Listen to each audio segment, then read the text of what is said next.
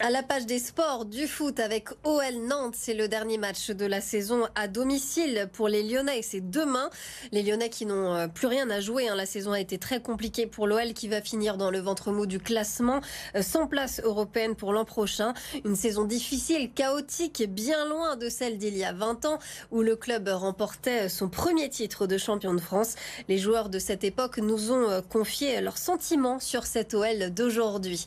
Maxime Montiou avec Édouard Jet. Au début des années 2000, ils ont collectionné les titres et enchaîné les saisons en Ligue des Champions, brillant souvent sur la scène européenne. Réunis mardi soir au Groupama Stadium pour un match caritatif au profit de l'UNICEF, les légendes de l'Olympique lyonnais ont livré leurs sentiments sur la situation actuelle du club. Ça nous fait mal parce qu'on aime tous le club et qu'on n'a pas gagné. Mais il y a des clubs aussi qui cherchent des victoires dans des années, ça n'arrive pas, mais il faut trouver un bon équilibre. J'espère forcément que ça repartira parce que la saison n'est pas au point où on l'attend, donc forcément ça reste un échec. C'est compliqué parce qu'on sent qu'il y a de l'inconstance, capable du meilleur comme du pire. Le pire, c'est cette saison ratée. Pour la deuxième fois en 3 ans, l'OL ne disputera pas de Coupe d'Europe l'an prochain. Déçue et parfois triste, la famille lyonnaise croit néanmoins en un renouveau et trouve des motifs d'espoir pour l'OL.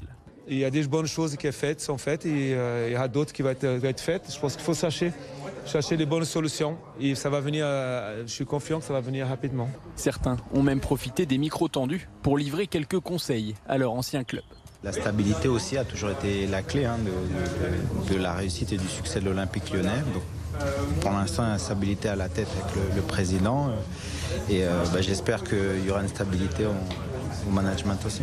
L'année prochaine, il y a une nouvelle saison et on tous repart à zéro et donc il faut un peu laver la tête et se réveiller. Se réveiller, car si l'OL a fêté mardi soir les 20 ans de son premier titre de champion, il fête aussi cette année les 10 ans de son dernier trophée, une Coupe de France décrochée en 2012.